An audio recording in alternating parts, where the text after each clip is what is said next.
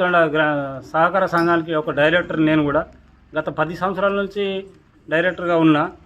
సోమశేఖర్ ఆధ్వర్యంలో 5 సంవత్సరాలు, అశోక్ పటేల్ గారి ఆధ్వర్యంలో 5 సంవత్సరాలు.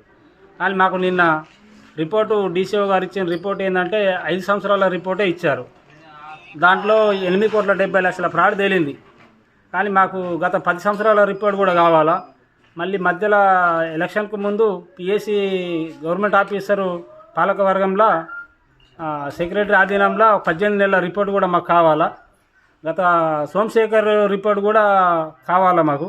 అది ఇవ్వలేదు డీసీఓ గారు, 5 సంవత్సరాలదే ఇచ్చాడు. మళ్ళీ ఈ పాలకవర్గం నిర్లక్ష్యం ఏంటంటే పచ్చి వడ్లు, కుళ్ళిపోయిన వడ్లు కూడా తీసుకోవడం జరిగింది వాళ్ళ దోస్తులై, వాళ్ళ ఫ్రెండ్ సర్కిల్లో. దానివల్ల ఇంత నష్టాలు వచ్చినాయి.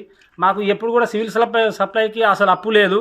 సోమశేఖర్ చేసిన అప్పే గత అప్పు ఉన్నది, అదే 7 కోట్లు కట్టినాం మేము. మనకి ఏ విధమైన అప్పు లేదు, 2 కోట్లు ఉంది. అతను కట్టంగా 9 కోట్ల అప్పుల ఇంకా 2 కోట్లు మిగిలింది, మనం స్టాక్లో ఉన్నాము అని చెప్పుకుంటూ వచ్చారు మాకు ఇప్పటి వరకు. ఈ పాలకవర్గంలో మన ప్రెసిడెంటు, సెక్రటరీ సంతోషి. కానీ ఫ్రాడ్ జరిగింది మొత్తం వాళ్ళిద్దరు ఆధీనంలోనే. వాళ్ళు చెక్ పవర్ వాళ్ళది. మాకేమంటున్నా డైరెక్టర్ మీరు ఏం చేసినట్టే, డైరెక్టర్ ఇప్పుడే కాదు ఎప్పుడు కూడా డైరెక్టర్ ఏముండదు, తీర్మానం చేయడం వెళ్ళిపోవడం ఉంటుంది. తీర్మానంలో మేము తీర్మానం చేసిన దానికి మళ్ళీ దాంట్లో ఫోర్జరీ వాళ్ళు రాసుకున్నారు. ఇంకా కొంత తీర్మానం అయిపోయిన కాపీలల్లా మళ్ళీ కొంత యాడ్ చేసుకొని వాళ్ళు ఇష్టం ఉన్నట్టు దందాలు చేసిరు వీళ్ళు. అది జరిగింది. అందువల్ల నష్టాలు బాగా వచ్చినాయి.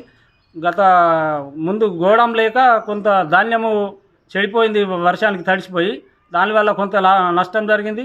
వీళ్ళ నిర్లక్ష్యము, వీళ్ళు కాజేసిన కొన్ని సివిల్ సప్లై బియ్యము ఇక్కడ కాంటా కాకుండా లారీలు బయటకు వెళ్ళి అది సివిల్ సప్లైకి అప్పచెప్పారా, మరి వీళ్ళు సొంతంగా బయట అమ్ముకున్నారా, అది మాకు తెలియని విషయము.